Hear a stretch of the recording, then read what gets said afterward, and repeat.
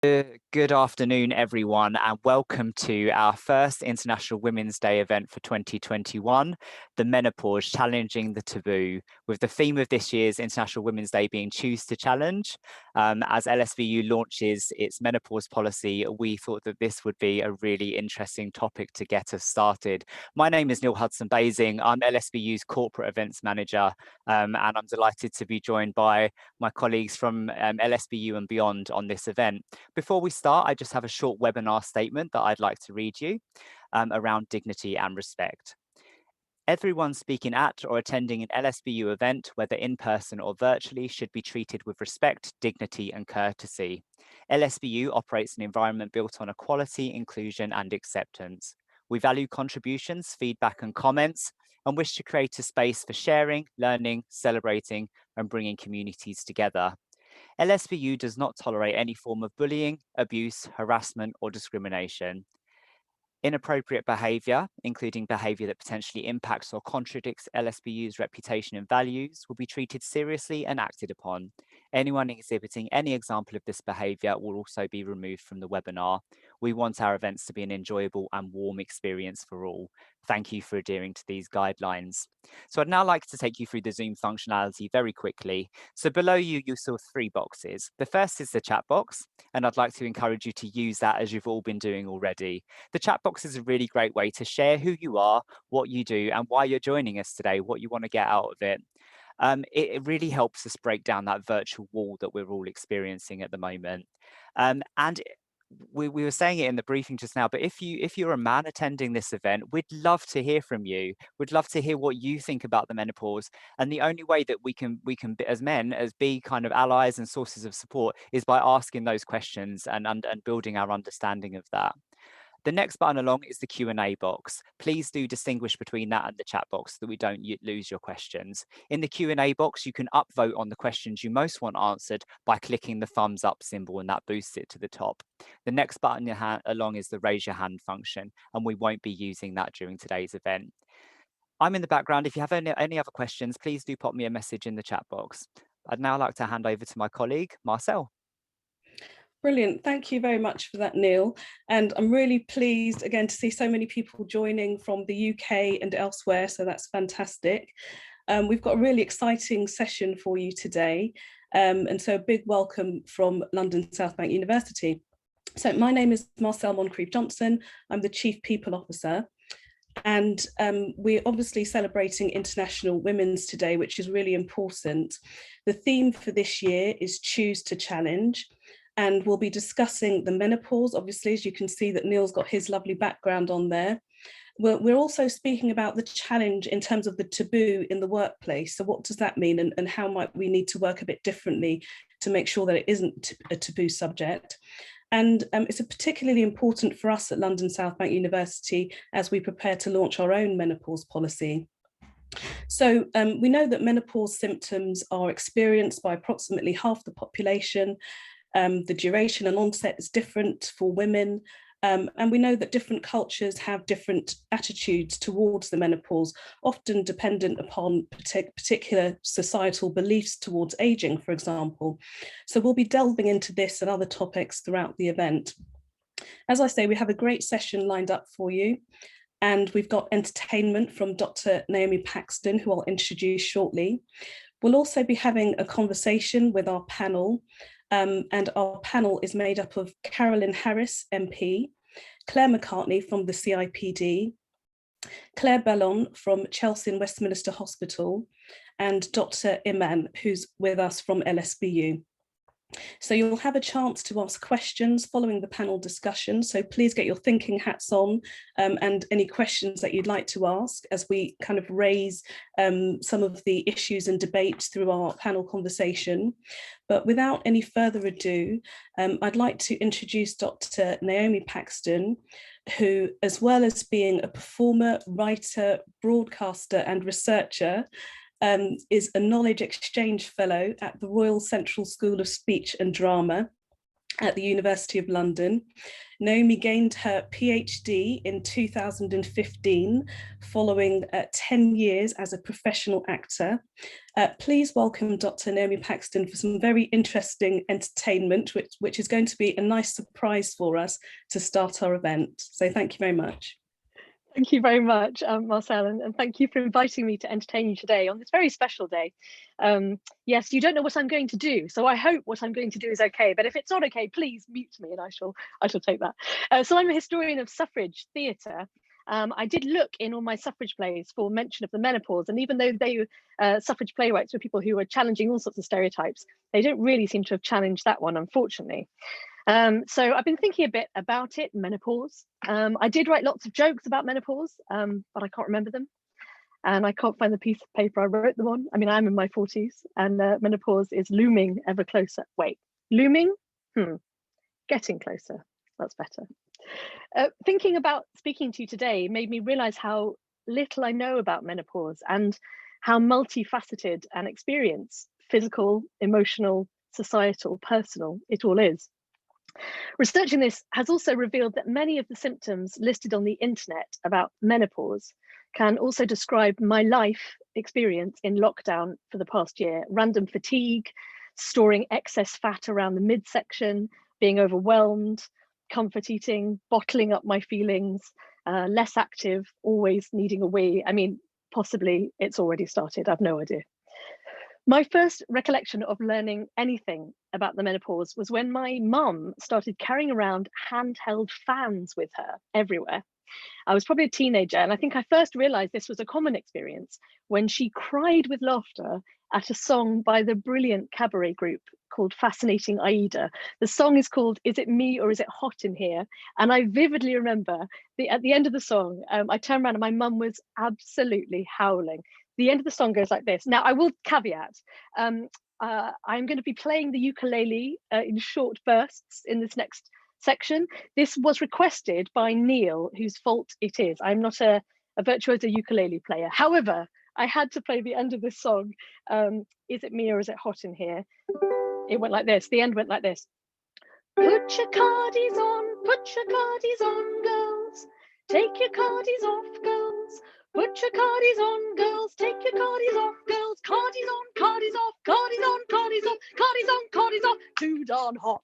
And I remember my mum, who'd already put her cardigan on and off during the performance, absolutely crying with laughter. And I looked around at a load of people laughing. It was probably my first introduction that this was a key experience of menopausal women.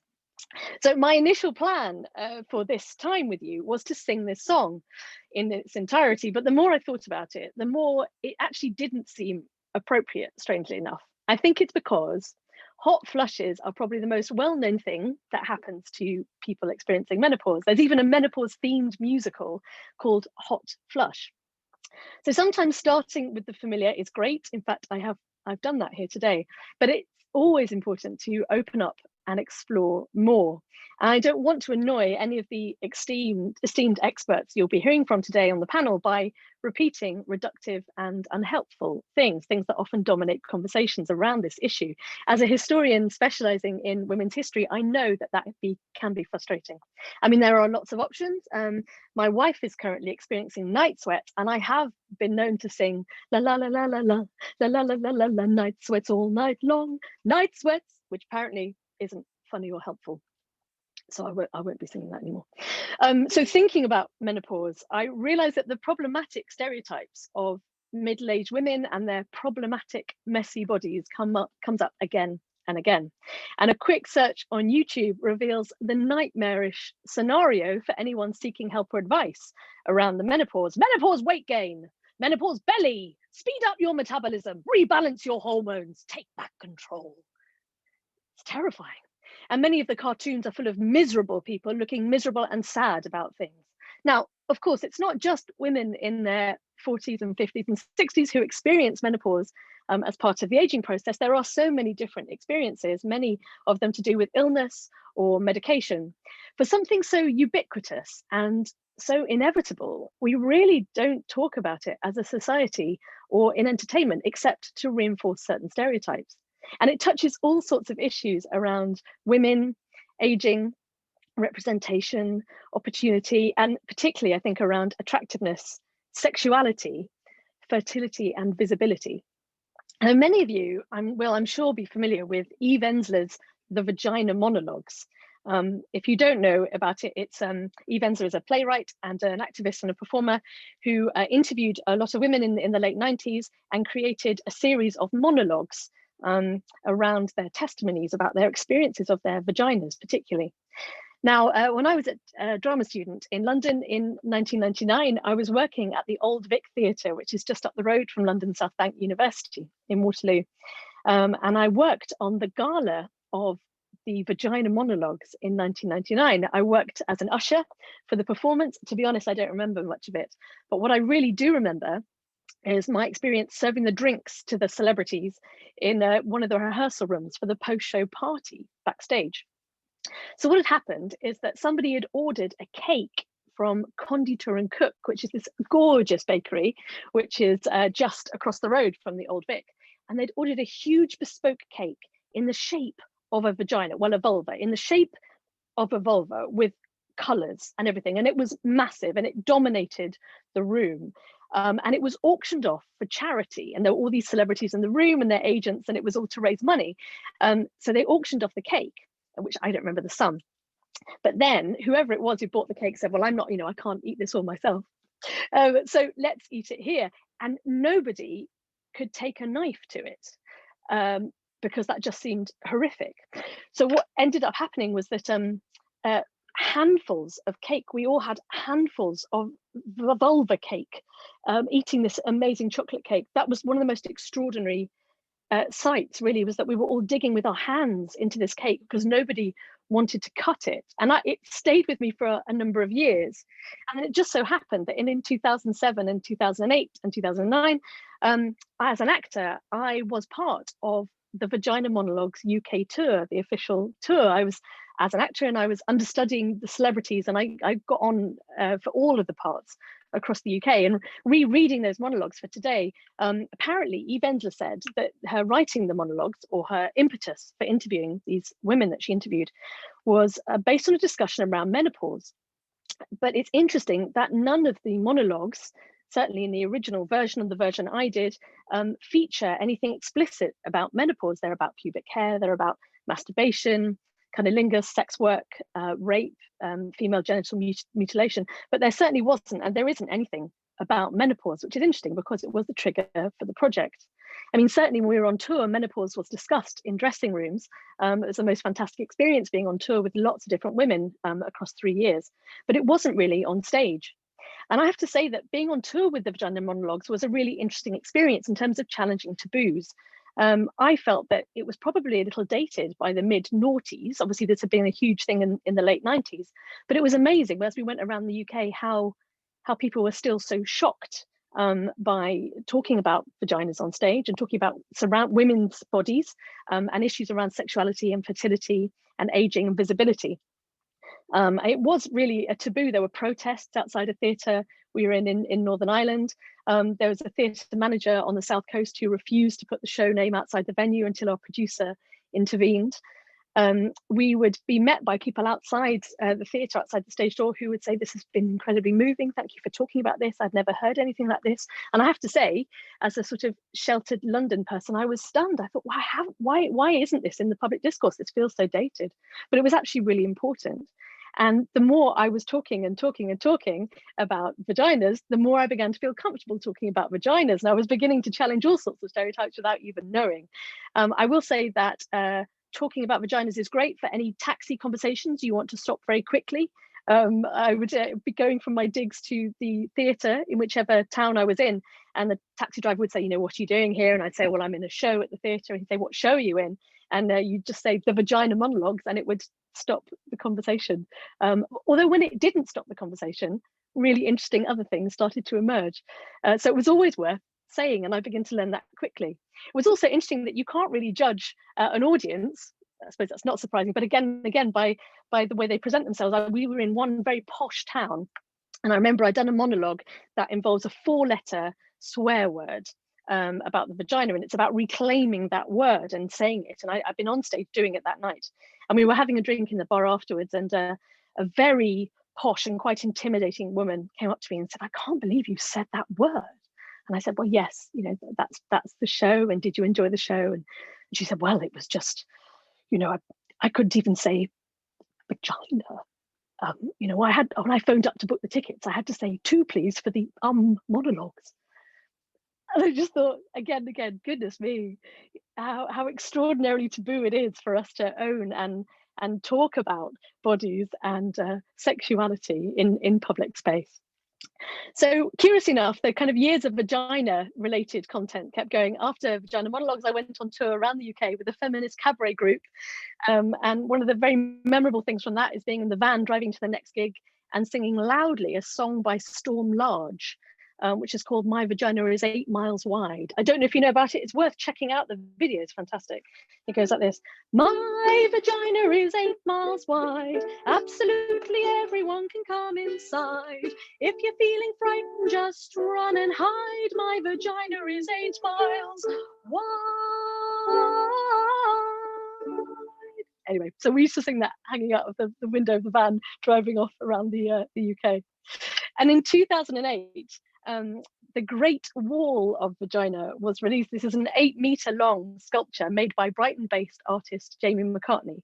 There are 400 plaster casts of vulvas on this wall.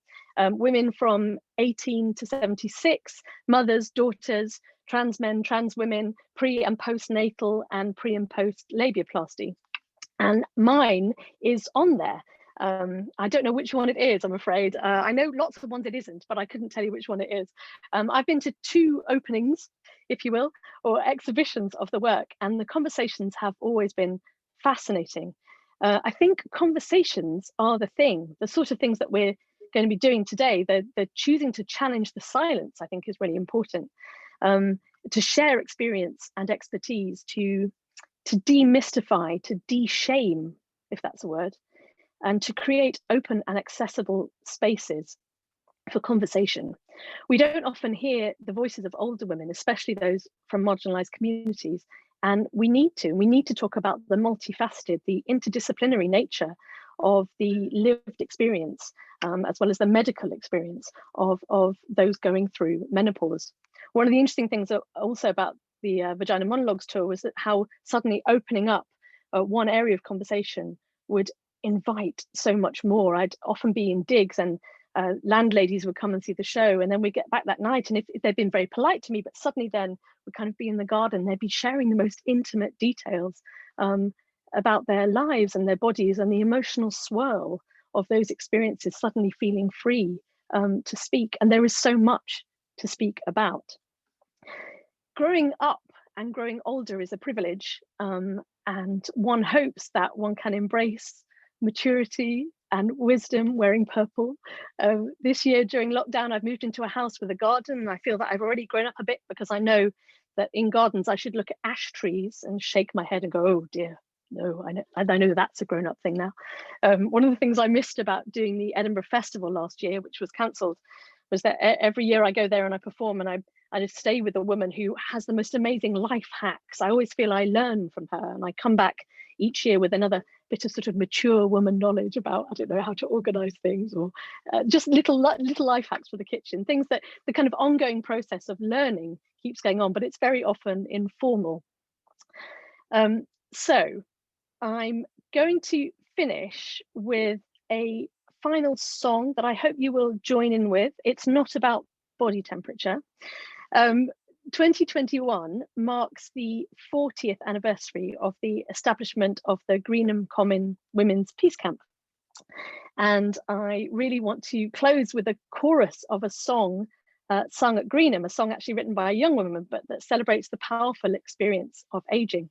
I've been involved in a project over the past couple of years called Greenham Women Everywhere, which has been about collating the oral histories and the experiences of women of all ages and from all backgrounds who are at Greenham Common Women's Peace Camp. And what comes up again and again in those testimonies is the privilege of spending time with each other, of speaking without an agenda, and of being able to learn and ask questions, however small, to learn from the minutiae of life, from each other. Often, I think, when we go to the internet to look for symptoms of things or causes of things, we see the big headlines, and maybe we don't always feel valid in our question asking if we think we just have a small question or something that's not worth bothering an expert about.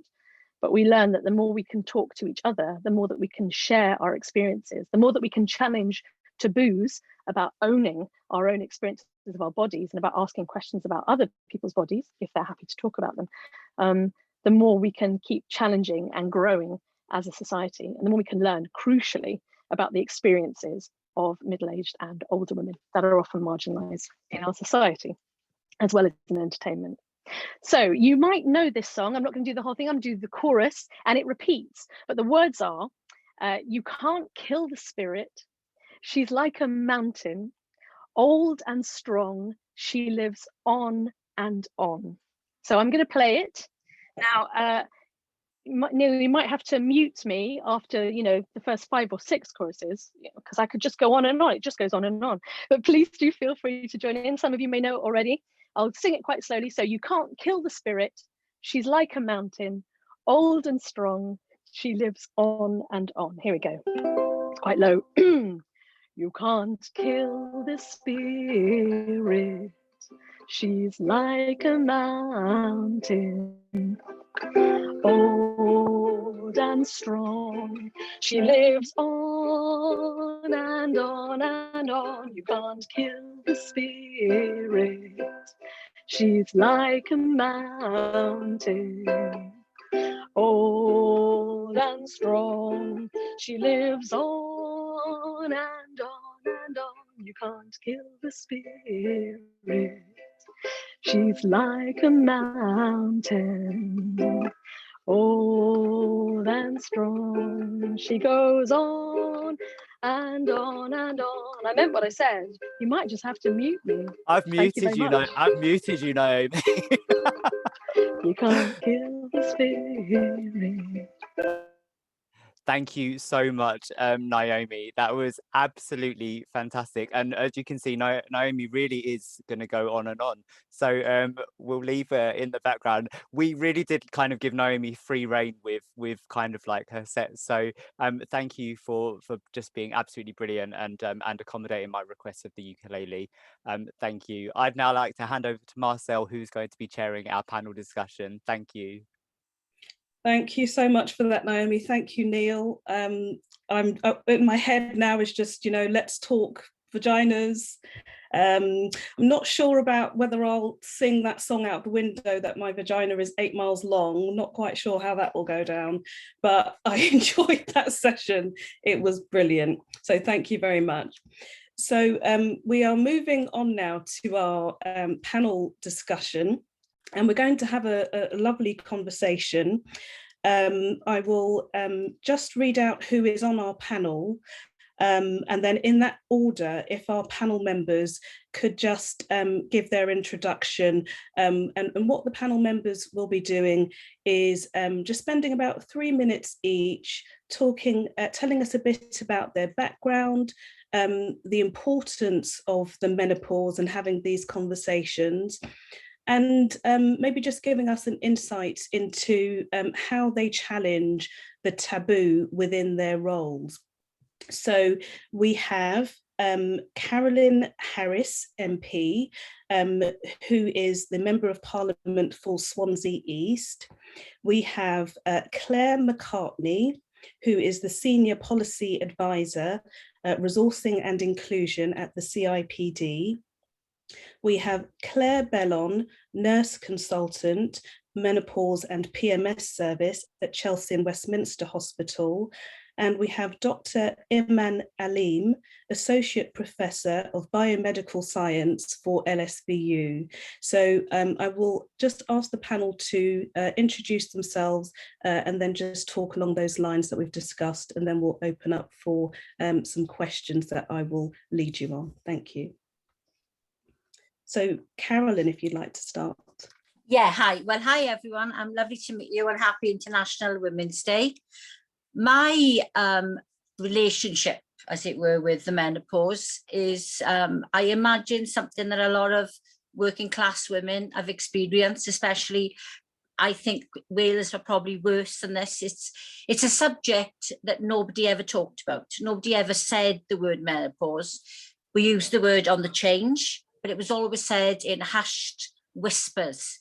If somebody was of an age, if a woman was of an age where maybe she was going through that period, people would say, oh, it was very much something that nobody spoke about openly.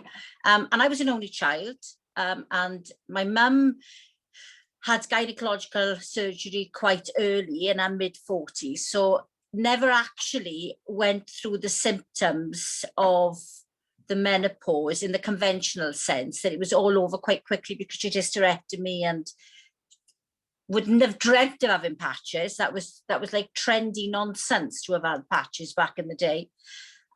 So when I was growing up, and even as a young woman, the only relationship I had was that quite secretive, sort of nobody speaking about it. So when I reached 50 and I started feeling quite strange, feeling hot, very emotional, quite forgetful, and I went to my doctor, I never even thought to suggest that maybe I was on the menopause. I told him I was anxious and depressed and had anxiety. And my doctor was absolutely brilliant, and I trusted him implicitly, but didn't have a lot of training in the menopause, as a lot of GPs don't, unfortunately. So I was prescribed antidepressants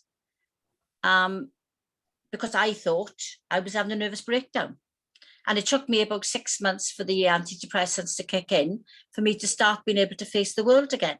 I now know retrospectively, I was going through the menopause at a real severe stage at that point. Now, I'm coping with it now. I don't know that I'd been able to cope with it quite as well if I'd have been a member of parliament at that time, because I was quite erratic, very irrational. I can remember having stand-up rows with people completely out of my comfort zone. I've never been that way. I don't like confrontation. But for that period of 6 months until the antidepressants kicked in, then I was completely irrational. And I just think that women of my age, from my social background, especially working class people who don't talk about these things openly, and I'm meeting people now every day who tell me the same thing. We don't talk about that kind of thing. So I think that we should be teaching girls in school, and we should be teaching boys in school about the consequences of the menopause, how to deal with it, what to expect from it. And the other big issue that, for me, is one that I'm fighting hard for, is to make sure we have a menopause policy in the workplace, because we see so many women who get put on a scrap heap because they're going through the menopause. They come out the other end of it, and they are, or can be, really productive and constructive members of any workforce. Too valuable to lose, but we are losing women. And just one very short story is, I met a woman who was an airline pilot, and had gone to take a flight this particular day to fly to wherever, and just did not feel right. So she said to her employer, look, I just don't feel right about taking this flight. Ground me, I don't feel very well. Consequences of it was she lost her job. She was on the menopause. And when she was unemployed and she was being sent for jobs, they were sending her for jobs as a travel agent. The assumption being, because she was flying a plane, she must know all about destinations and being, I mean, the fact that that even crossed anybody's mind to do that is grossly insulting. But I hope we have moved on. I sincerely hope we've moved on. But the bits that we haven't moved on to, then I think we have a huge amount of work to do between us. You as academics who can advise the women who are experiencing and know all there is to know about it, and me as a politician to legislate, and working together, we can actually change people's perceptions, change people's attitudes, and make sure that everybody knows that it's not a taboo subject. It's something you can talk quite openly about now, and you haven't got to say, that's false. That's brilliant. Thank you very much for those insights, Carolyn. I'd like to invite Claire Mccartney. Brilliant. Yeah, great to hear Carolyn's points there as well. So I work for the CIPD in the Public Policy Department, and I was involved with one of my colleagues, Rachel Suff, in writing menopause guidance for HR and people professionals, and we're doing all we can to get that out into workplaces and promote that, because obviously, you know, there still is a big taboo in the workplace, and we want to do all that we can to break down that taboo. I think the thing that I learned from working on the project is actually how little I knew about the menopause, which is interesting, really, because there is, you know, very little education and awareness in society generally about what's something, you know, something that's important and something that we really need to change. So the menopause is a workplace issue for a number of reasons. So we've got more than 4.4 million women over 50 in work in the UK, and that is a rapidly growing population. So what we'll find is that there'll be very few workplaces out there that won't be impacted by the menopause in one way or the other. It's a key recruitment and retention issue. As Carolyn said, you know, women experiencing the menopause are often at the peak of their skills, their knowledge, their experience. You know, why would we want to lose these women from the workplace? And also there's a strong compliance case as well. Employers have a duty of care for their employees' health and well-being, and also a duty not to discriminate against them on the grounds of gender and age. So I think, you know, that's all really compelling evidence. And in our guidance, we are encouraging employers to do 3 things. So to have conversations like we're doing today, to break the taboo, to open up those conversations around the menopause. So we are building supportive cultures where people can talk freely about these issues, have some kind of framework in place. So whether that's a policy or whether it's a guidance, but that's something that makes it really clear what support is available within your organisation. And then I think really pivotal to the whole issue of opening up around the menopause is educating and training our line managers about your framework, about menopause symptoms and the sources of support so they can help to enable women in the workplace. And just to sort of add to what Carolyn was saying there, my mother had a really difficult menopause transition, and she actually left work because of the menopause transition and because she wasn't supported properly throughout that. And she had a female line manager who was particularly unsupportive of her, which is a real shame actually, and someone that was younger but then consequently afterwards went through a difficult menopause transition herself. So, you know, we need to do all we can to open up the taboo and really support women that are needing support around menopause transition. Brilliant. Thank you so much for that, Claire. That's really insightful, and it's great to see that there is that campaign and that approach from the CIPD in terms of what we need to do in workplaces. I'd like to invite Claire Bellon next. Thank you. Thank you very much. Thank you. So nice to speak to you all this afternoon. So I've got a few sort of starting thoughts, and one is a little bit of reflection upon myself.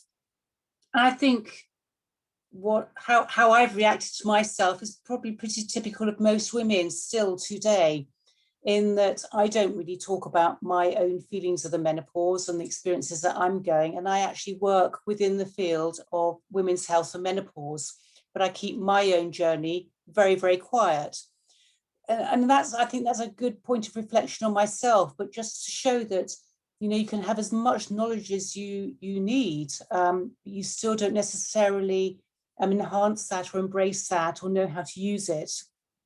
And when I was going through my menopause transition, which was a surgical menopause, actually I was completely oblivious to the effect that it had upon me, and it changed me quite immensely. And I was going into work for a long, long, long time and experiencing symptoms of the menopause, which are not the typical symptoms of the hot flushes and the night sweats. I've never had those, and I'm thankful for that, but I did have pretty extreme problems that were having a massive effect. But I would say it was probably a good 2 years down that road, and a light bulb moment hit me. It was when I hit 50. It wasn't for any other reason, because my journey started a couple of years earlier. It was at 50 and I suddenly went, oh gosh, I'm at that average age of the menopause. oh, wow, I must have been going through it the last few years. And it truly didn't occur to me that all that I was experiencing was the menopause. And I take that away all the time, because you must never make a presumption on other women, because it can be really, really hard to recognize where you're at and then find a voice for it, because our journeys are completely unique. Our experiences are very, very different, and no one person's problems outweigh another. If they are a problem to you, whatever it is, it's a problem that needs supporting and understanding better. So I had a woman who came to me last week, and it just reiterates some of the things that have been said and why it's so important to start talking. I don't think that the general culture is changing, and if it is, certainly not fast enough. And this woman was in her mid-50s. She was postmenopausal, came as a new patient to me, and she was working very high up in the NHS. And it was having a devastating impact on how she worked and how she felt, and she was not coping at all. It ended her being taken down a disciplinary, having to engage occupational health, having to go to legislation to defend her rights on the disability lines, to get the trust that she was working in to turn around and take a different approach to her. And I just found that quite shocking, really, that within the NHS, we can't even treat our staff fairly and understandably. How can we expect all of us support the wider population if we don't get it right just there? So those are two big things really that I bring to this conversation today, and I'm sure a lot of people will sympathise or empathise with it. Thank you very much, Claire, for sharing those really deep felt insights with us today. And I think it really does resonate when people are talking about those real life experiences, and shocking that these things are still happening in this day and age. I'd now like to invite Dr. Iman Aleem. Thank you. Oh, you're mute. Sorry. So I'm. Can you hear me now? Yes. Okay, good. Thank you, Marcel. I'm very happy to be part of this panel. And I'm here because of two things. I'm a biomedical scientist, associate professor of biomedical sciences. So I teach, part of my lectures deal with endocrine system that includes estrogen and progesterone. But in addition, I'm also the chair of the Gender Equality Network at LSBU. And I was involved in all the meetings when we had put the policy together for the menopause. And a third part about my background is that, well, when I grew up in Egypt, and my mom died while giving birth to me, or like a couple of weeks after that, and I don't have sisters, and my mom didn't have sisters either. And the one who brought me up was my grandmother, who was already past her menopause, definitely, when I was brought to this world. So I've never had women in my life. I've never seen women going through menopause. So this is like an enigma to me. What's going on? And I have to say, until today, I'm still scared.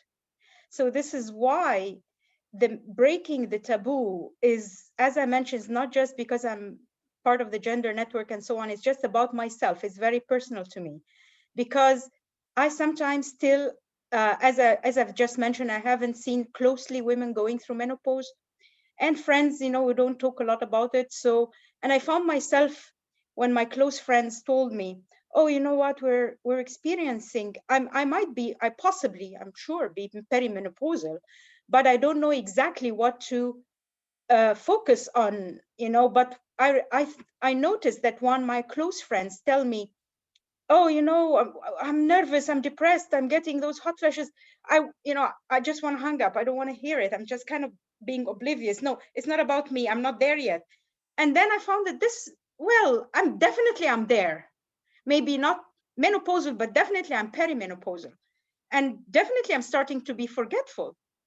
And, I can feel that. So all this together, I'm sure that at the end of this session, I hope I'll feel better. When everybody's talking about me, it won't be only me who didn't grow up with women in the household, and nobody told me about it. Everybody will be talking about it. So that's where I'm from, coming from. Thank you very much for that. And I think that really leads us quite neatly on to some of the questions I'd like to put to you on the panel today, because the first one, and those insights are so helpful just in terms of situating the menopause with real lives, real agendas, that the ways that it does impact on people, and it's different for different women, as I said at the start. So we can hear some of that coming through, and given that there's this kind of reluctance to talk about this openly, the first question is really, what do you think is the reason for this reluctance, or some of the reasons for talking about the menopause, particularly in the workplace, but also in wider society amongst men and women? Why do you think we've got to this situation where it's a taboo subject? For me, I think it's one of those areas where people are embarrassed. I mean, people do talk a lot more about it now, but if you look at, I remember a time when people wouldn't say the word cancer. You know, they would be afraid to say the word. It's things which people are unsure of, or don't know enough about, or believe it to be an embarrassing thing. I mean, if you go back in history, women didn't talk about periods. And it's only really been the last 10, 20 years that we talk about periods. And even now, if you want to get rid of a bloke and you're in a conversation and there's a man there and you want him to say bye-bye, talk about periods, and off they trot, because it's a woman thing. And so I just think it's one of those things which people have thrown a blanket over and never to see the light of day again, because it's an embarrassment. So it's not something nice to talk about. Well, unfortunately, it's real life, and people have got to talk about it, and they should talk about it all the time.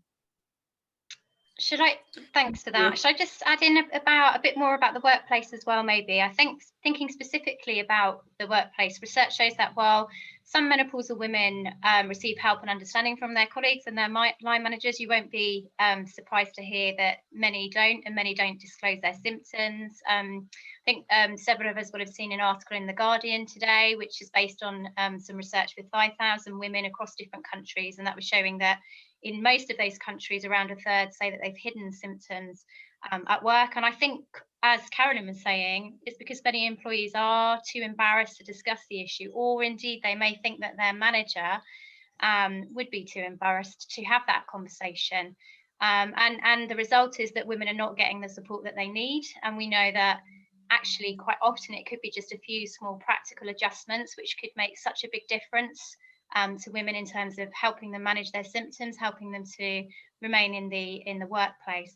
But there's also research to show that 1 in 5 women thought that the menopause had a negative impact on their managers and their colleagues' perceptions of their competence at work, which would clearly be another reason for this reluctance to disclose. But we know the more open and honest conversations we can have around this, the better supported women will be, and the more productive they will be as a result. I think the main conversation I have in my clinics is women coming to me and talking about the psychological aspect of the menopause upon them. And this is women who are at work, and they may or may not be having the hot flushes, the night sweats, and all the other problems that can go with the menopause. But it's the psychological impact where they are completely losing their confidence to do their work. They're worried about the perception of other people to who might be judging them, or they perceive people to be judging them because they can't keep up their workload, their space, they're forgetting things, the anxiety is sitting in, and then it becomes a bit of a circular problem. So for me, I think it's very much the sort of mental health, I would put it under that, the mental health aspect that the menopause can bring with it, the anxiety, the depression, the forgetfulness. The hot flushes, I do feel that it is much easier these days to say you're having a hot flush, even if you're sort of joking it off. It's sort of prevalent through the media and through the television and shows, and we sort of can express that symptom, but it's the much more, there's things that really touch us personally and who our character is and our self-beliefs about ourselves that are the hardest to convey within a workplace. And that's what troubles me the most, is the support and understanding that women have around those psychological aspects of the menopause. Thank you for sharing that. And I think it is a really difficult subject in some ways, just in the sense that it's the awareness so that people know what's going on. I do recall a colleague going through needing to deliver a presentation, having hot flushes and trying to deliver this presentation and fan herself, and and it was really difficult. There wasn't a way to say, I can't do this at the moment, can somebody help me? She just had to struggle through, and she didn't really get the support that she needed. And I think so, as much as raising awareness and people being able to actually say, I'm going through something at the moment, I need an adjustment, I'll be fine, tomorrow, or I'll be fine in an hour or so, but I can't do this right now, and just not being able to speak up and say that. So I think one of the questions I wanted to put to you on the panel was do you think that the government, so maybe to Carolyn first, should appoint a menopause ambassador to advocate for more radical reform across government departments with regards to this area of public policy? Well, in an ideal world, I think that would be a brilliant idea, but I can't see it happening. They tend to a czar would come about, or an ambassador would come about as a result of a huge amount of policy talk within Westminster, and then they would put someone in that role potentially to look at it across all government departments. I think it's difficult to even get debates on the subject at the moment, and that's obviously because of parliamentary time. It's not in anybody's white paper, it's not penned in legislation, it's not something that is an urgent need. It is urgent, but it's not a government priority. So I'm happy to suggest it in my next speech about the subject, but I can't actually see that happening at this present moment in time. But I think it's up to women's groups, and it's up to us as women to lobby for that kind of, and unions are really interested in this. And the more vocal all these groups are, then the more opportunity there is for actually putting something together and asking for that kind of role to be created.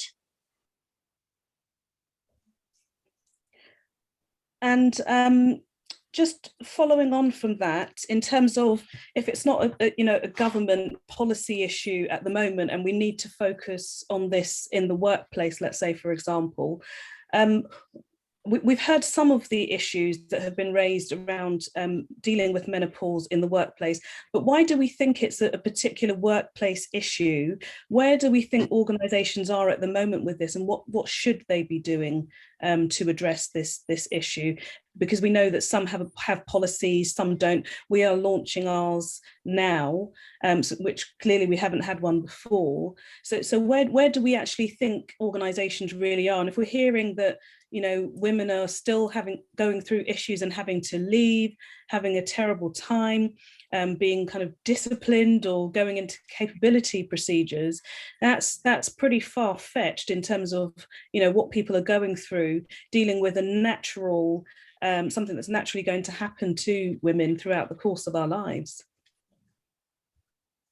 Yeah, should I come in on that one, Marcel? So when we produced our guidance, which was in 2019, we also conducted some research, and at that time we found just 10% of organisations had any sort of policy or guidance or framework in place.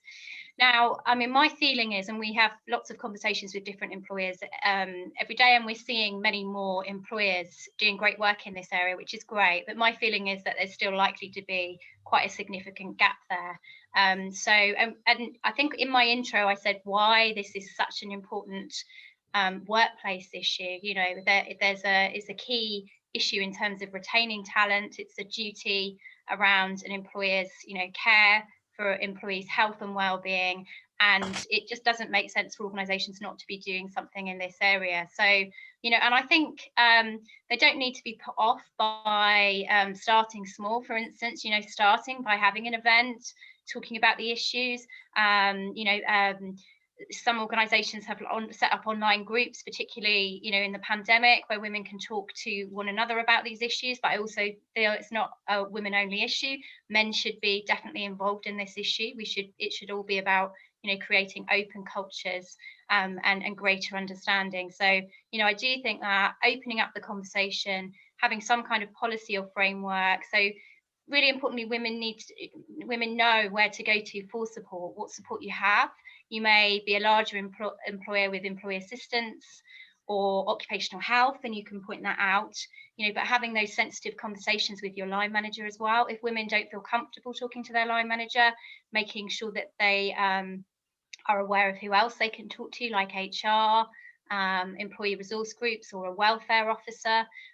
You know, there are all sorts of things that organisations can be doing, and I'd really encourage them to do, you know, what they can to support women. Can I come in there? Yeah. Yes. I absolutely think that's right. We do need to be adopting and using all these resources around us. But I think a fundamental thing that also needs to change is what information support is available through our GPs. And sadly, there's still a huge lack of understanding with GPs about the menopause and the support and management of the menopause, which I find absolutely extraordinary, given that every single woman is going to go through the menopause, that GPs are not taught about it as part of their curriculum. It's just beyond me. I really can't understand that. And half their practice pretty much will be made up of women. So the starting point for me would be not just about the workplace, but it would be really about supporting GPs and trying to get their educational program changed so the right attitudes and support mechanisms are given. Because there is also still a huge prejudice against HRT, which is not right for everybody, but it is very important for a lot of women. But the message predominantly still coming out from GPs is that they shouldn't be on HRT, or they should only be on it for a short length of time, and that it's dangerous and perhaps might kill you. So there's lots of very outdated information, poor understanding, and not enough support and prescribing of the right options. And I think that is key to bringing change, because many organisations are not big enough to have maybe an occupational health department or an HR department that can support women within the workplace, but everybody's got a GP. And that GP can help and guide a woman to all the support that she might need, so that she might helpfully and hopefully would empower her within her workplace. There's occupational health and HR there as well. That's just brilliant, because it'll help carry that forward. But without the right backup behind the woman, I think it's really hard to make a difference. Thank you for that, for sharing that. And I think that that really does lead on to the question of why do we think we are where we are in terms of the lack of training, the lack of investment, the lack of knowledge around the menopause and what should be done and how it should be managed.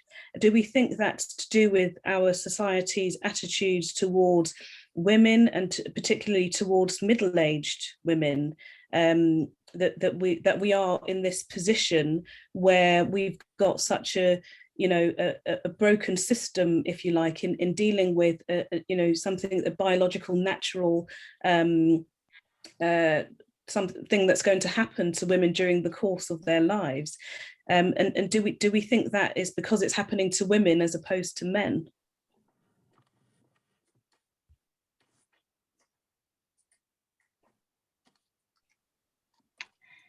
Well, I mean, I think that's a good question. I think the answer is probably yes, it would be discussed much more if this was happening to men. I mean, we still have more men than women in policy positions and in senior positions within organisations, making decisions which will often draw upon their own frame of reference.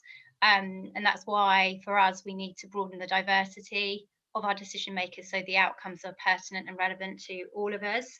And also, we think it would be really helpful to try to normalise the conversation about the menopause in the same way that many workplaces have begun to break down the barriers around mental health. And Claire was talking about that at the beginning, and foster inclusion around that, because there's such a compelling rationale for taking this issue seriously in the workplace, starting with the number of women that are in the workplace. I think we also do have, ingrained issues around ageism and sexism that have probably found a bit of target around menopause.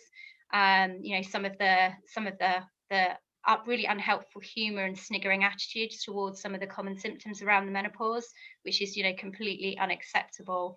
And something that we certainly need to tackle really head on. Thank you for that. And I'd like to say thank you to Carolyn Harris MP, who had to leave us at 4. So if we move on to the discussion around the mental health aspects that have been raised, it'd be useful to understand a bit more about how the menopause might impact on mental health, just in terms of raising the awareness about what that might look like, and then what type of support or help people might want to seek going through that aspect. I think people are more aware of perhaps the hot flushes, for example, but not some of those mental health impacts that happen at the same time as well, that some people may experience. Yeah. Okay. If I can take this. Mm-hmm.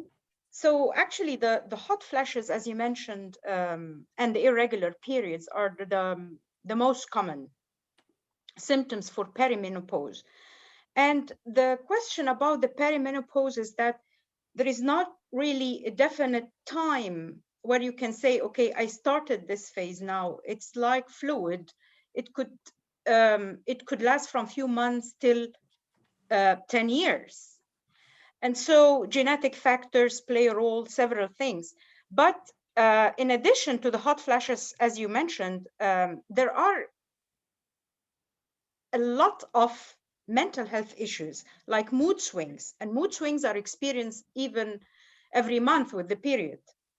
The fatigue, the trouble sleeping, all this, plus, of course, in addition to this, the depressive moods, the anxiety, all these are symptoms.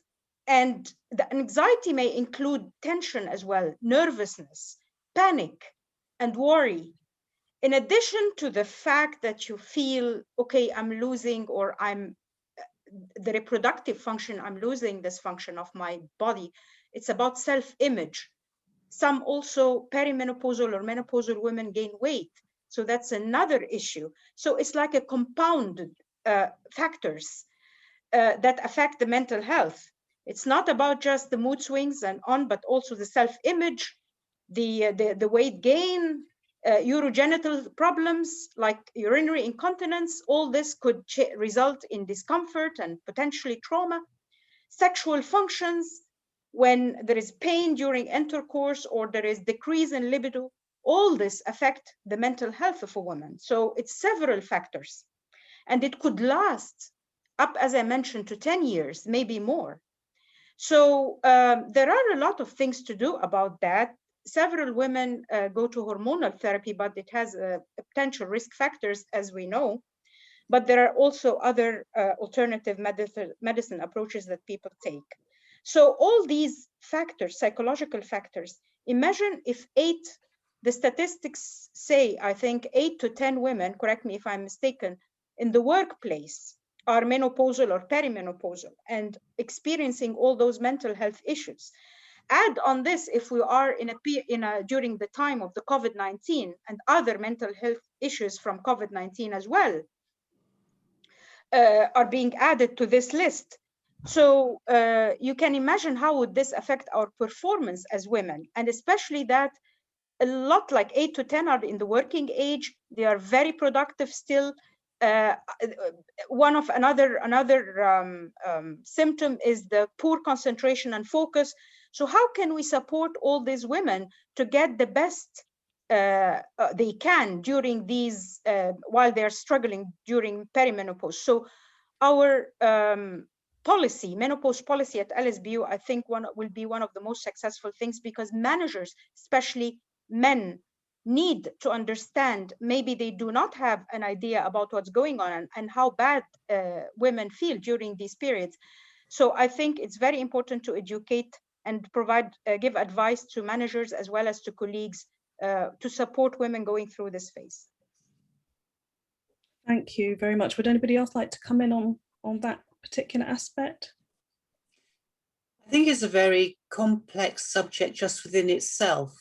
And the mental health aspects can be teased out in many different directions, and all that's just been said is so true and so valid.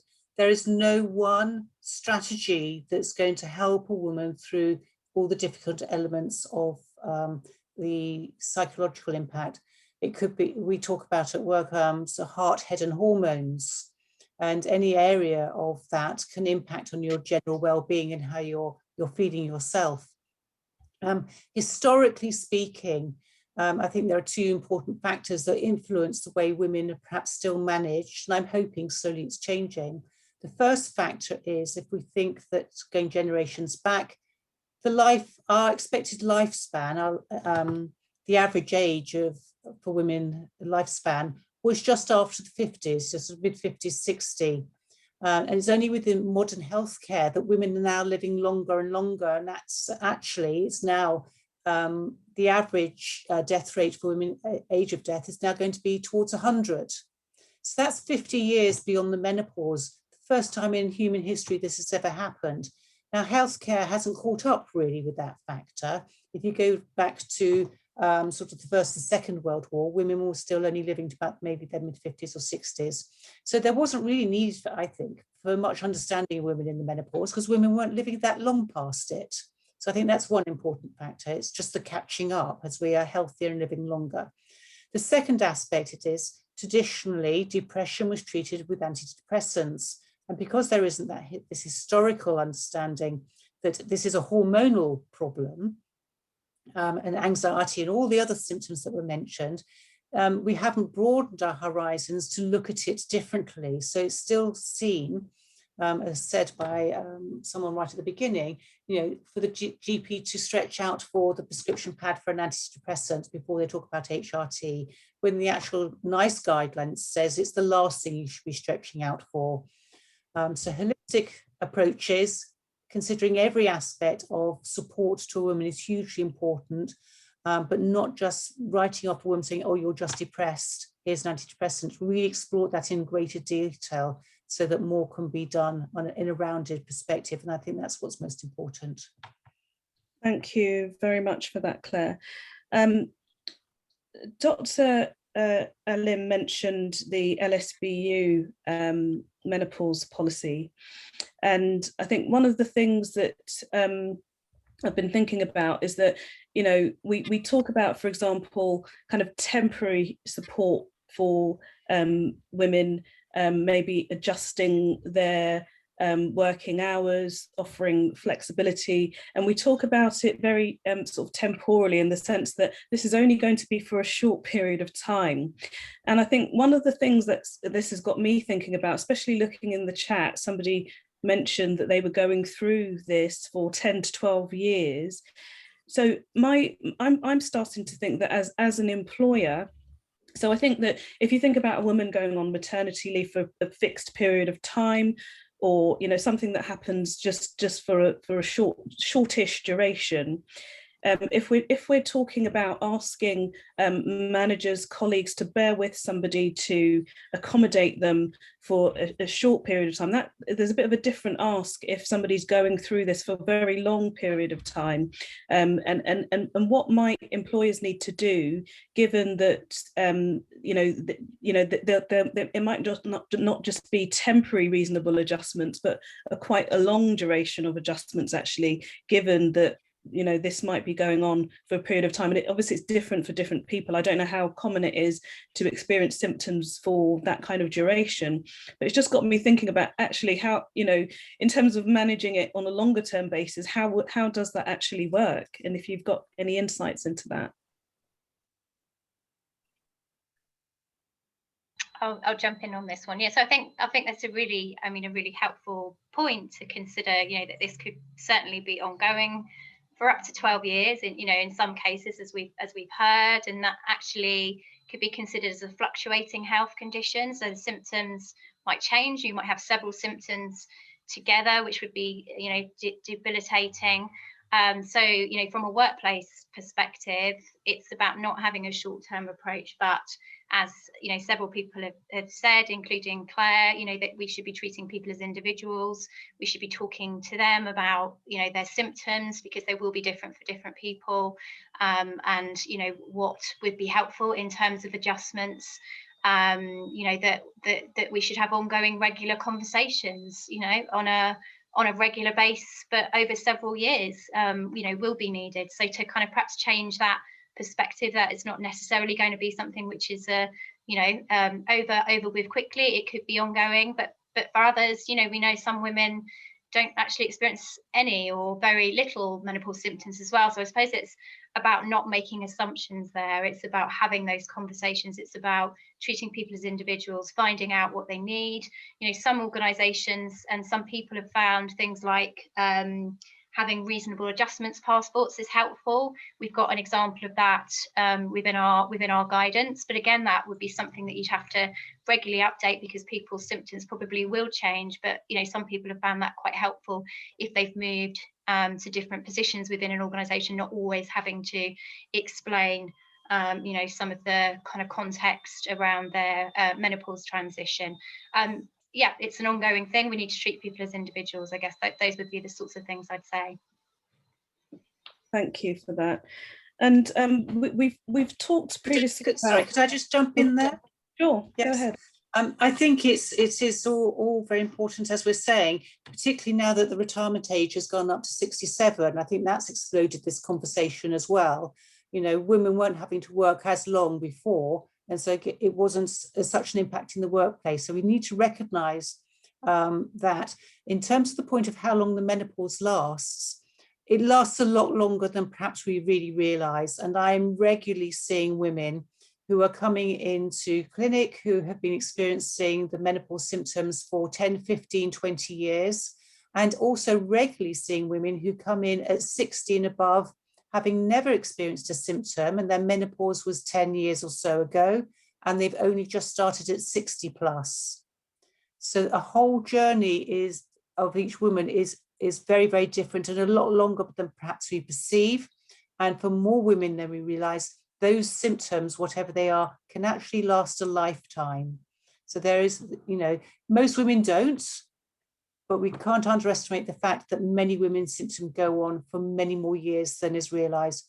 So yes, we do need long-term adjustments. And my point on that is, I think COVID is a blessing to us in this respect, not because of the disease, that it's caused us to really throw up in the air how we work. And many more people, it doesn't suit every job, now can work from home with remote working. That's an adjustment. That's an adjustment that can work and help many women who've got anxiety, depression, need to be a little bit flexible in their working time. You know, if they've got hot flushes, within your working from home, it's much easier to do than working in a workplace. So this flexibility that we've been forced into within working patterns now, I think should be embraced and used to its full advantage for women who need adjustments. We shouldn't forget, we can change if we need to. Yeah, and I think that's a really important point in terms of the types of adjustments that employers can make. And I do agree with you that the pandemic has really shone a light on how you can introduce elements of flexibility, you know, in times not just when you need to, but actually because it works and because people can actually be productive. And it can also help not to single out particular individuals that might need to work remotely for a particular reason, because it's it's something that people do on a more regular basis, which I think can be helpful as well. But that said, I think there is still an issue around needing to get to a position where it's not this taboo, so that, you know, we should just be able to have the regular conversation, and it shouldn't be an issue with your line manager that you need to raise it, or think about needing to raise it with somebody else. But I think that, you know, we are in that situation at the moment where it can be an uncomfortable conversation still to have. And so I guess on that point, we'd spoken about men, and do we think that it would be we'd be in this position where we are in talking about menopause at work, etc. If men went through this, how do we think we might want to engage younger women? We have heard some of the anecdotes and narrative around younger female managers not being very sort of empathetic or sympathetic towards what somebody's going through that's experiencing the menopause. How might we think about engaging them and raising awareness and, you know, making them interested in this because they need to be, rather than it just being an add-on or, you know, showing signs of disinterest? What do you think we ought to be doing to make younger women interested in this issue? So, I mean, we're delighted that the menopause is now on the secondary education curriculum. I think that's quite a big breakthrough in terms of, you know, educating both young women and men around menopausal symptoms and you know, what sort of strategies we can do to support. So I think that's really helpful.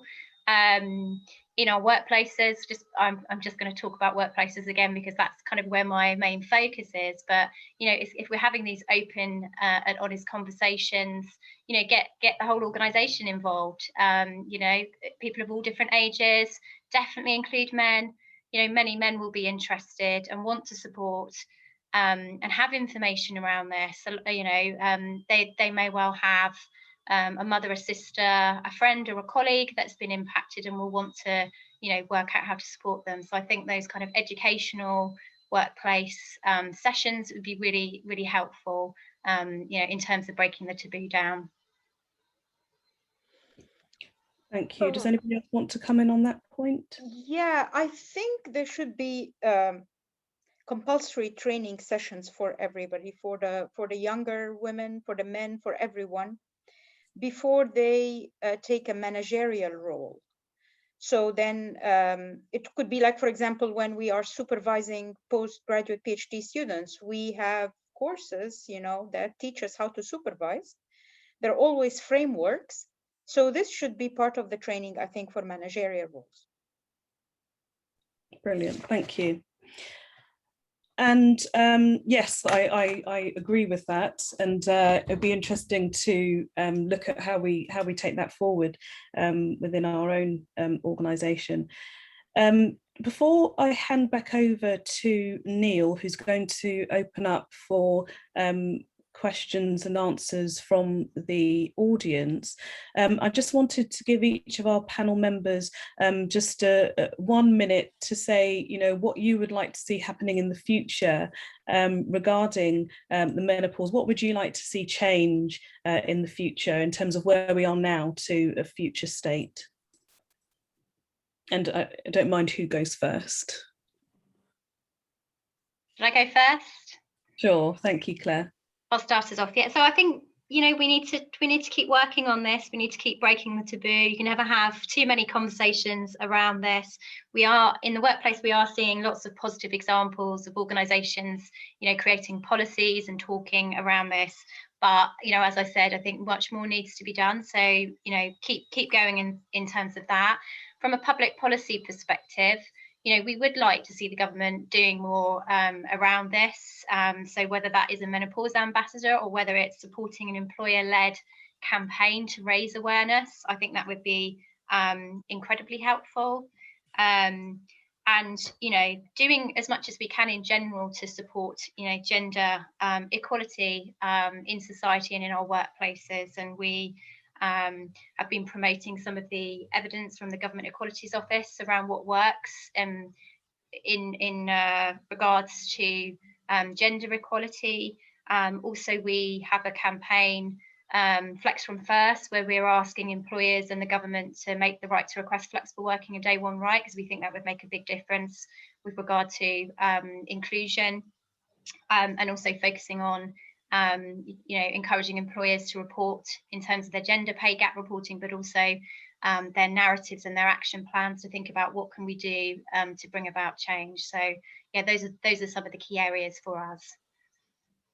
Brilliant, and I'm glad that you brought in that inclusivity point, and there's also obviously the intersectionality, and I think was it Sanchia that put in the chat around you know, women are going through lots of different things at the same time, and this can be in addition to some of those other challenges that women are facing. If I ask potentially Claire to go next. Yes, I think what I would like to see is a change in our societal perspective, in that it occurs to me that we've become a very horizontally divided society, whether it's sexually or by age, but particularly by age. And I'm reminded of when I was much younger, in my early teens, when my periods first started, and my mother took me out of school for a day of celebration of my period starting, and I never forget that. But we don't celebrate any other part of our female journey after that. And I'm thinking, as listening to all these conversations, you grow up and you leave home, and the only contacts you have in your life going forward, for the most part, are your peers of your age. And so we can only learn from each other what's happening currently within our age peer. In the past, society was very much closer knitted. We lived in our family groups, so we were very much in touch with our elder generation, middle generation, and younger generation, very horizontally. And we probably learned much more from each other then. And because we're all disparate, those joints have been lost. So what I would like to see is a more vertically joined up society where we're in touch with all generations and ages, where we can learn from each other and not keep things hidden. And so we can celebrate our journeys rather than hide from it as much from ignorance as anything else, I think.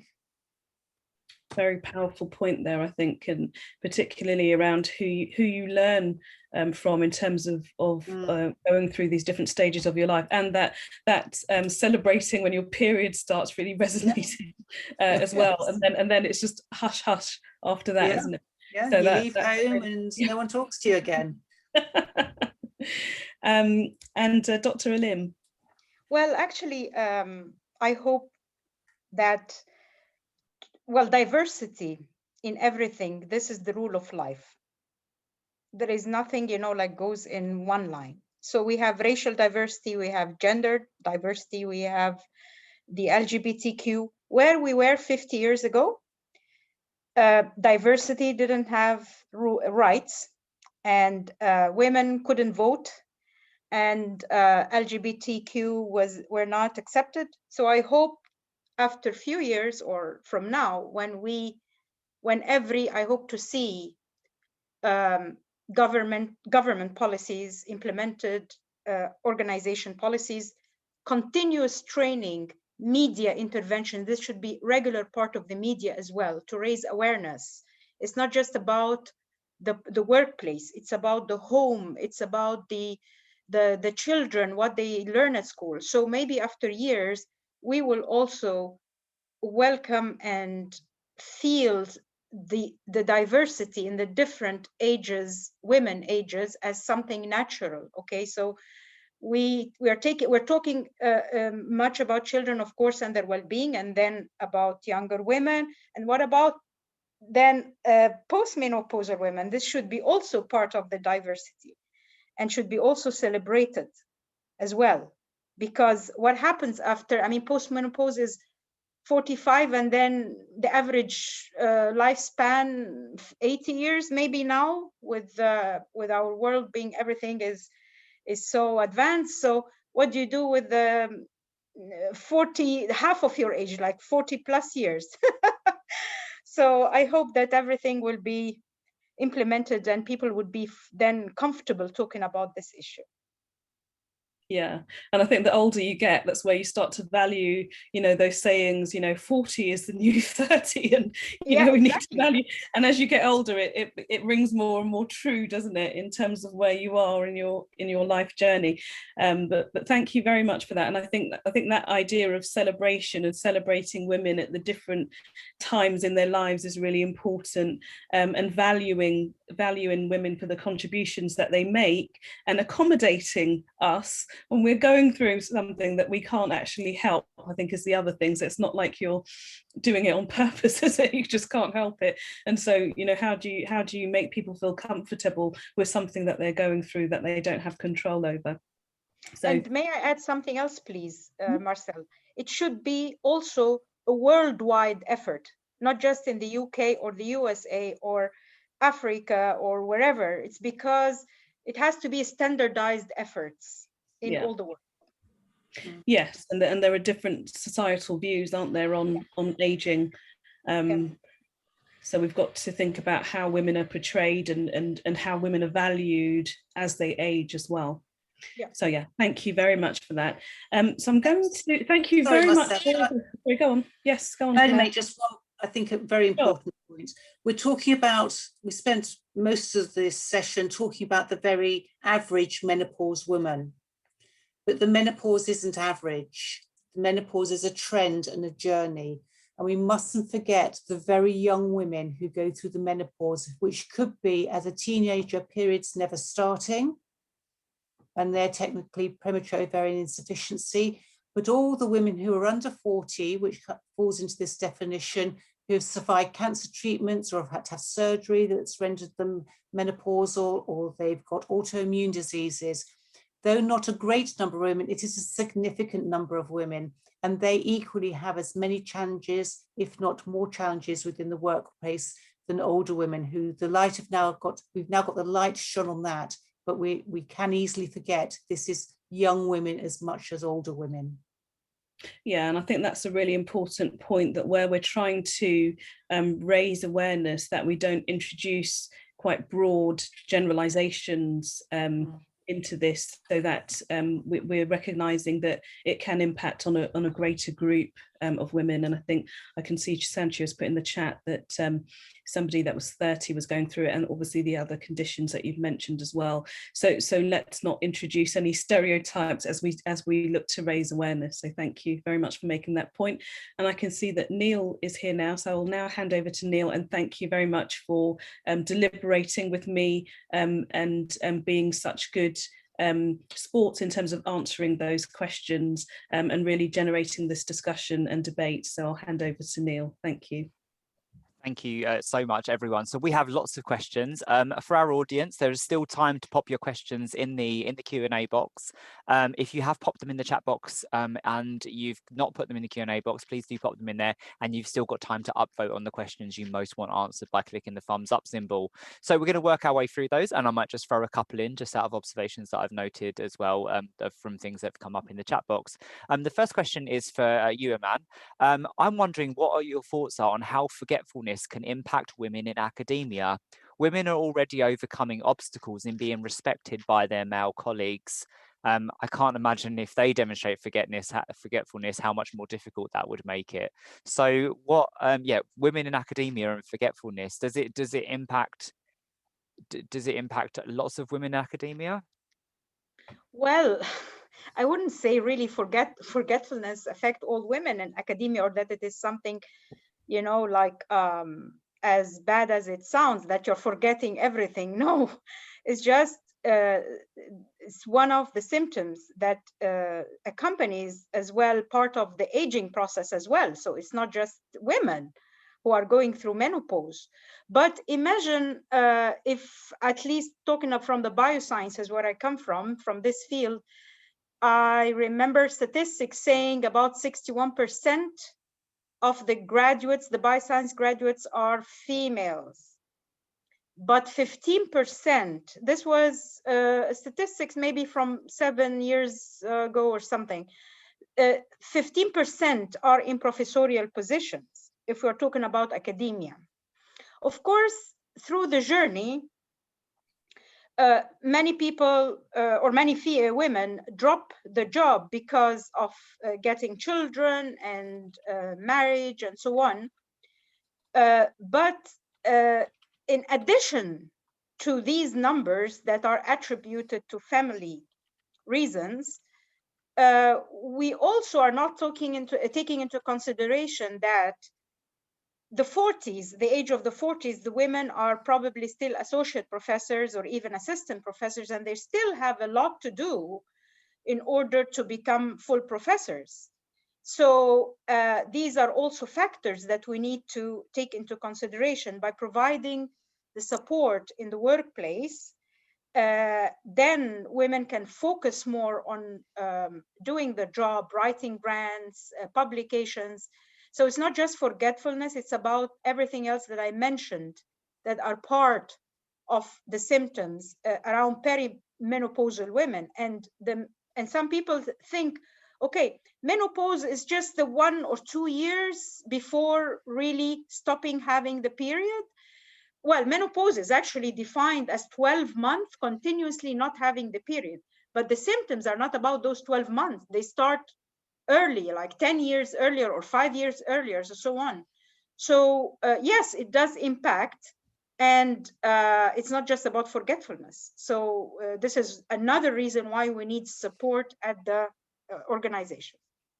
Thank you. And just to clarify, there's a couple of comments in the chat box. It's not just about academia, but the question was just related to Iman, who is an academic. So would anyone else like to come in on that at all? Or we can move on to our next question. We'll move on. Are there any cultural considerations that should be considered when engaging diverse workforces on this topic? Very interesting as we talk more and more about kind of working at a university, decolonizing curriculums and healthcare and such. Marcel, would you like to come in on that one actually? I think that we should think about what those cultural issues, or not issues, but what those cultural backgrounds might be, and how they might particularly impact on how menopause in particular is viewed in the workplace. I think that people should be able to be open and honest about what it means for them, and also what support they actually need. And I think from a workplace perspective, I think, maybe this is a bit ageist, but I do think that as you get older, you're able to more articulate what you want, what you need, and we should be encouraging women to be talking about that. And I think culturally at the moment, we have got into this sort of taboo situation, but we should be having much more open, honest conversations about what it means in your role, what support you might need, and it should just become a regular part of how you line manage. And I think as Dr. Aleem said earlier, if we build it into, for example, briefing sessions or learning and development for line managers, it should be seen much more as, if you're going to be a line manager, these are the types of issues that you need to be competent in managing. And I think it speaks to a matter that Claire spoke about in terms of GPs. We should also be demanding that, if you're a GP, you're knowledgeable in this area that impacts on so many people. And we should be able to give women the right medical advice, and we should be able to give women the right advice at work as well. But I think that we do have some way to go. But we should start to have those conversations. We should start raising awareness, and it should become much more of a regular part of just how we go about managing individual need in the workplace, rather than it being something that people shy away from talking about. It should become much more culturally acceptable to think about what support and adjustments people might need at different times, and it certainly shouldn't be seen as a performance issue. I think we need to definitely move away from that particular approach. Thank you. And Kate, in the chat box, Kate, who helped to curate this event, has put, it might be a good idea that we use this event recording as part of LSBU training of line managers as we implement our new menopause at work policy. So just an idea. Claire, did either of you want to come in on that question? Claire, I saw you nodding. Thanks. Yes. Yeah. Just quickly as well. Just to say, absolutely, cultural considerations are so important, and there is going to be a greater taboo within certain cultures around talking about menstruation, the menopause. It's not necessarily going to be an easy topic, but if we can build up that understanding, that trust, then hopefully women will be able to talk about those symptoms, but also I think it's fine to say, you know, people shouldn't be compelled to talk about the menopause or any health condition if they don't want to. You know, it's very understandable. Some of these symptoms will be highly personable, and it's also not appropriate for people to make assumptions about other people. But I do think in a workplace setting, the onus is on the organisation to creating an open culture where if people want to talk about those symptoms, then they're able to do so. Also, there's been a lot of chat in the chat around menopause cafes, and I know a kind of a cafeteria approach actually can be quite helpful for people that don't necessarily want to talk about their symptoms, perhaps with their line manager, but actually to raise awareness of what support is there, and they can opt in, and often they can feel perhaps more empowered by doing that, more in control of their symptoms potentially, and you know, finding ways that can help them. I mean, that's in the workplace. I'm sure perhaps it applies to other settings as well, but cultural consideration is really important, I'd say. Thank you. We have a question from Liz. It's so important to talk about work and menopause, but I'm also wondering what can be done to support women in their other responsibilities. It feels like women in the menopausal age range are the engines of our society in that they provide the majority of care for both children and aging parents and other relatives, the sandwich generation. What more can be done to support women in this area of their lives? And we've talked about kind of, you know, women are not just the menopause, and there's tons of other stuff that is going on around gender inequality. Who'd like to come in first? I would just quickly say that, oh, sorry, was somebody else coming in? No, you go for it.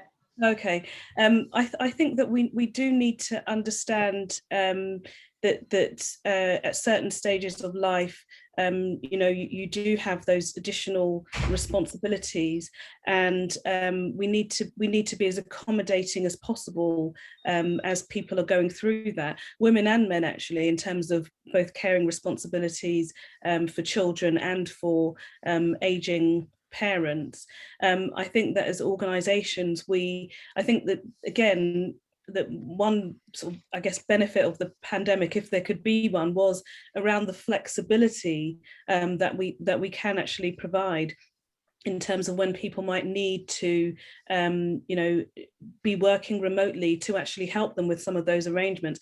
And I think that as organisations, we can look at when we hold our meetings, we can be, you know, a bit more flexible just in terms of helping people to navigate through that.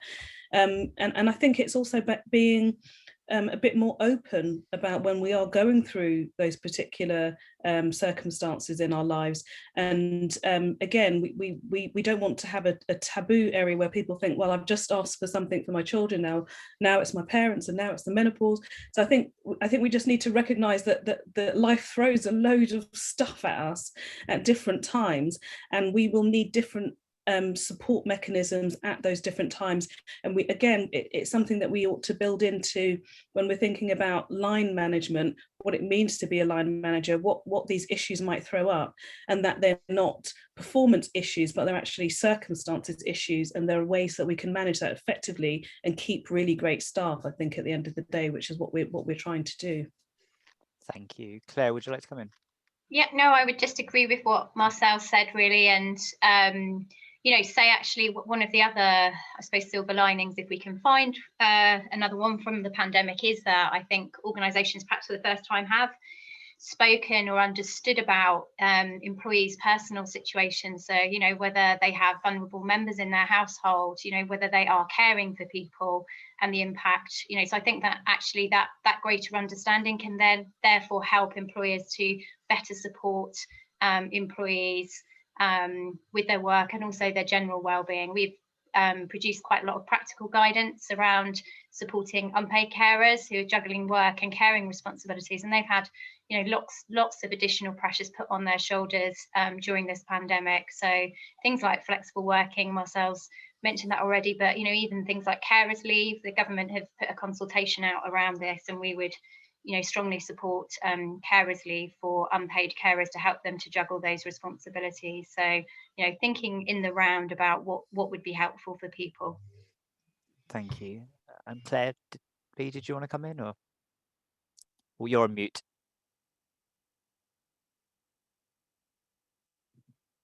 Hi. So I've just got a very personal perspective of it, which is really echoing that's just been said.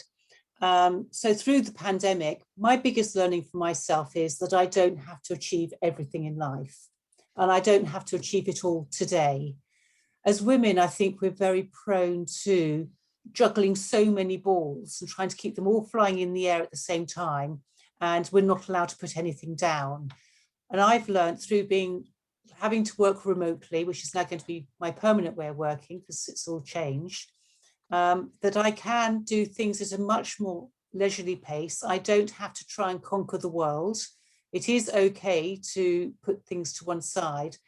And given that I've had to have my mother-in-law come and live with me, who's now downstairs, she's a 90-year-old woman with dementia.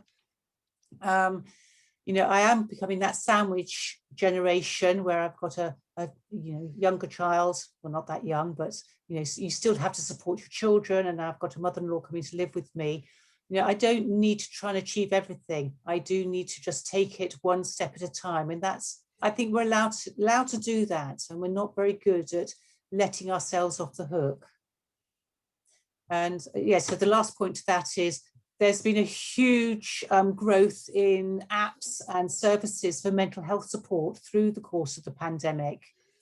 And I think that's been brilliant, recognizing that we all need, not just women and not just women of a menopausal age, but recognizing honestly that it is a normal part of society in the world we live in, that we need mental health support. And it can now be accessed so much more readily in so many different factors. So that's been brilliant. Thank you. Thank you. Our next question, and we've kind of touched on this throughout, is how do we involve men in the conversation around the menopause? I'm a man hosting this. I've just looked at in the participant list, and without wanting to judge, I can't see too many men's names in there. So how do we involve men in the conversation? Do they just feel the taboo a bit more, and so they're not coming to this because they just see it as a women's issue? And we've kind of talked about the fact that it very much isn't. When we talk about inequality, intersectionality, as a gay man, allyship and feminism is very, very important to me. But how do we kind of get this through to other people, other men? I'll start off just by saying I think it is about the awareness raising. I think again, going back to that suggestion of looking at line managers who will be women and men, in terms of if you're going to be a line manager, this is what is expected of you. You need to be aware of this, and perhaps we need to also be saying that line managers need to hold their own awareness sessions with their teams as well. And I think it can only be, and that can be part of our approach in terms of an inclusive workplace, because we can't just leave this as something for women to do or particular women to do. It's got to be collectively owned, and so I do think that idea of giving some responsibility and onus to our line managers, having awareness sessions where we invite people in, because I think that as well as line managers being aware, team members need to be aware as well, don't they? Because people might need to be made aware that some adjustments need to be made, for example, and they should have that, it shouldn't be frowned upon, or they shouldn't feel that there's some sort of untoward issue going on or some taboo issue going on as to why this is happening. So I think that awareness raising, we do have a responsibility to get that across the whole organisation, particularly with men and younger women as well. I think to make sure that that there isn't this idea that what some people are going through is something that they're somehow causing themselves, or that they need to have a bit more of an understanding about it. So I do think that we should think about how we raise that awareness in the workplace, and how we can ensure that men attend those sessions, and by making it more of a everybody needs to know about this.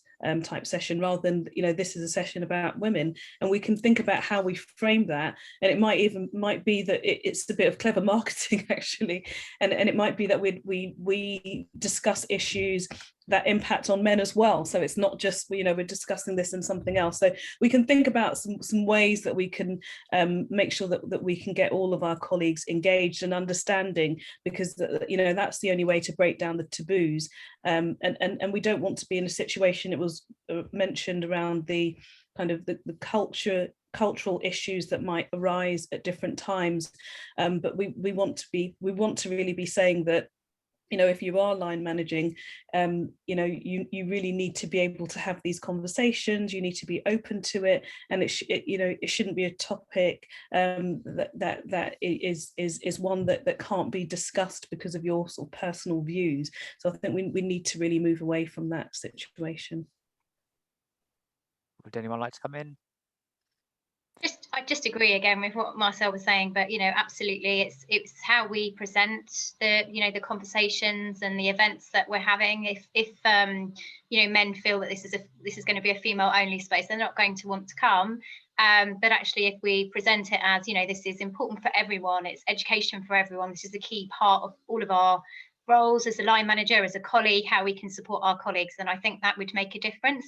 We might want women only groups and sessions where women can talk to one another about their symptoms, and that's absolutely fine, but making sure that we have education and events that men are encouraged to come to, and I do know a lot of men that would really be very interested in learning more about the menopause.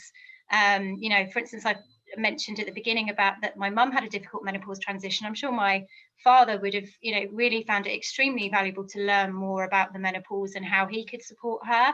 And many men, as I said before, will have sisters, mothers, friends, colleagues that they could help. So actually, let's get that information out there. Let's tell them how valuable they are in as part of this conversation. Thank you. Sergio has popped in the chat box. Aston Uni had a talk and men managers attended and found it useful, and understanding this is the only way. The examples women speakers gave were strong. So it is happening. Next question we go over to Claire says, I was very open with my work colleagues in a mainly female workforce. I kept them appraised of the different symptoms I was having and how I was feeling. Many said that their mums had never said anything to them. How do we open up? How do we start to open up those conversations? So what's a good starting point for them? Iman, I'll come to you first, because I know that was kind of like your experience. How to start talking to men at the workplace? Well, generally opening up those conversations, not just with men, but just opening up the conversations with anyone. Yeah, well, actually, opening up the conversations is easier probably with women, because we go through all this, so we have an idea about what's going on. It's, I think, a little bit more difficult with men, because they cannot imagine or think what's going on. So I'm not sure exactly, but they have to have like an analogy. Like, for example, what if you lost a certain body function, God forbid, in an accident or whatever? So we lose some essential hormones in our body during the menopause. So this maybe would let them think, oh, how would I function without hearing or without reproduction or whatever body function? Then they might start, imagining the situation a little bit. And then we can say, this is at least what I've done, because sometimes I engage with such conversations with men, and they think, okay, this is really women issue. We cannot, it's personal, or I don't know. Although the men have wives and have daughters and have sisters and mothers who experience all this. So it's just trying to get them more and more engaged in our conversations. And I'm happy that part of our gender network meetings, attended by men as well, but it's not enough. This has to be like probably lunchtime conversations on a regular basis, including so many role-playing, maybe, letting them feel somehow, because you need to feel the situation. It's not just sympathize by words. You need to imagine what we're going through. So this is my take on it. Thank you. So empathy and understanding it Yeah. as well. Yeah. And would anyone like to come in on that? I agree, it's a very difficult conversation to start for a lot of women. It depends on the culture that you're working in and the group mix you're working in, and your age as well. So there are lots of different reasons why it may or may not make it easier. But I'm pleased to see that slowly on our advertisements, on our televisions, things are moving in a direction which are a bit more sympathetic to women's health problems. Many years now we've had adverts on about sanitary towels and about underwear that helps if you've got urinary leakage. But now we're starting to see advertisements about vaginal lubricants and moisturizers, which I think is quite revolutionary. I've only been seeing them for the last couple of years or so. And these sort of things do, I think, help open up conversations, and we need more of that, bringing it into the mainstream, putting it onto the television, allowing it to come into our front rooms where we can have conversations with our families. If it's going to start anywhere, it's with our families, and then it will spill out from there. Thank you. One of the suggestions earlier actually that came up in the chat box was more TV shows and dramas that actually touch on the menopause. They do with other health issues. A question in the Q&A box. What is the best way to challenge people in the workplace who are not aware of the impact on those who are going through the menopause, especially when conversations are had that creates a worse environment for those that are suffering? I mean, obviously, after you do. I think that's about the awareness and raising, making sure that people are able to come from a position of understanding. And I think that it goes back to, as an organisation, taking our responsibility seriously in terms of making sure that we don't have people that are, feeling disenfranchised because of what they're going through. And I think for HR in particular, I think when we become aware of these issues, we then have a duty to ensure that we have, addressed properly anybody's concerns through the mechanisms that we have, but also looking at the learning that we can take from those situations and looking at whether there's development that needs to happen in those particular areas. And then I think from the D&I, the diversity and inclusion side, it is about ensuring that we have platforms for people to speak about the lived experience. We talk a lot about the lived experience at the moment, and giving people agency and giving them voice. We want to ensure that people are able to talk about these issues without it being a taboo. So I think that as an organisation, we've got some responsibility. And then I think as well as HR and D&I, then I think you've got the leadership of the organisation also need to really be on board and be creating those sort of, I guess, safe spaces, but also, sponsoring from a position where they are understanding and that they're role modeling that same behavior as well. So I think organisationally there are lots of different places that we need to make sure that awareness is raised from. Thank you. Claire, would you like to come in? Too many Claires. We'll start with Claire Boulogne and then move over. I think we need to remember, we seem to be talking a lot about actually how does an individual take on their work organisation, and how do they talk to their manager, or how do they get someone to respond to them properly. We shouldn't think that we're alone. So you can always take someone with you to talk to your manager or whoever the colleague is. So it doesn't feel like it's just you having to fight a battle on your own. You use the people around you whether it's your HR department, occupational health department, or your colleagues who are in the same position as you. Make it more of a group problem rather than yours, and it dissipates that seeming threat, because it shouldn't be a threat and it shouldn't be a problem. But we do also, most organisations now do have disability harassment, bullying policies. And these can be used to help you navigate through difficult situations where you don't have line managers or staff who understand where you're coming from. So use what's around you to help support you, rather than try and do it in isolation on your own. Thank you. And Claire Mccartney? I'm not sure there's anything left to say on that point, because there's some excellent contributions there. I guess I would say, from a kind of people management perspective, it's really about the principles of good people management. So really making sure that our line managers are trained around how to manage health issues and performance, also around absence management as well, making sure that we're being suitably fair and flexible with our reporting of absences, so that we're not penalising women who are absent because of the menopause, maybe thinking about reporting or dealing with the menopause outside some of our normal reporting frameworks, because what we really want is honesty in reporting. We don't want women to feel that they aren't able to talk about those menopausal symptoms. We want to make sure that they get properly supported.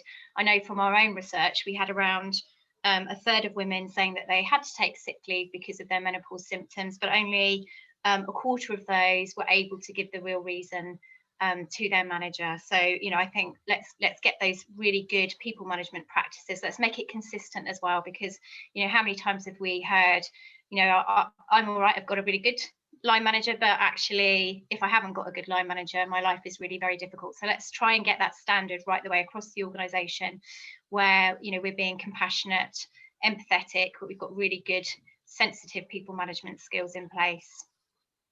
Thank you. We are coming to the end of our question time now, so I think we'll take one more, and then we'll do a quick fire round of final parting words before we hand over to Marcel to close. So Libby asks, beyond our friend Google, how do we start to educate ourselves about what to expect in the menopause? And obviously, we've spoken about no two journeys are the same kind of thing. It seems that there are many symptoms that would make more challenges to deal with by not being expected or understood. So, Claire B, shall I come over to you for that one first? Always try and go to a reputable site or organisation. There is a lot of misinformation, confusing information that just muddies the water. Wherever you're going to get your information, be certain in your mind that person or that website, wherever it is made from reputable evidence-based medicine. Thank you. And it can be holistic, and it can still be, it doesn't have to be HRT, but just make sure it's reputable and safe. Thank you. Okay, so quick fire round of kind of like parting words for our audience. They could be words of inspiration or just encouragement or just support and advice. Iman, I'll start with you first. Well, actually, I personally feel better about the topic at 5 o'clock compared to 3 o'clock. So I feel comfortable talking with my colleagues and in front of everybody about it. And I hope that by repeating those conversations and having similar conversations, that we raise awareness and it becomes something natural without experiencing the heartbeats and the panic when talking about it. That's a great note to finish on. Claire B. Be kind to yourself. Don't feel you have to do everything and achieve everything. It doesn't make you any less perfect. You just don't have to do everything. Thank you. Claire M. I think we just need to keep on raise the profile of women's health, because it hasn't had enough spotlight. So we need to keep on talking about this. We need to keep on talking about the menopause. As you've heard from today, if you're experiencing menopausal symptoms, you're not alone. Reach out, talk to other people. Let's open up those cultures. Let's break the taboo down. Fantastic. Thank you. And then Marcel, parting words from you, and I'll hand over to you to close. Do check out the other events that we have for International Women's Day that I've popped in the chat box. And this has been so insightful. Thank you. And Marcel, over to you. Thank you. I think that this has really been so insightful for me, and I think that it just made me think what disservice women have been done to women over the years, and that we're still not really in a place where women are being supported adequately in this area. And it's really got me thinking about the sort of HR practices and how we can make sure that as much as possible women are supported a lot better than they have been, at least where we've got control over it. And then there's a wider awareness raising. So that's what it left me with. And I think for everybody just to know that they're not alone with this as well, I think has been really helpful, because you know, it does seem like something that people just go through individually on their own in this kind of mist and fog strewn path, and we've got to have a much more collective approach. So just in closing, I would really like to thank the panel for today. Thank you for all of your insights, all of your intelligence, all of your ideas that you've conveyed, and all of your experience around this really challenging topic. And thank you to Neil for being a great host today.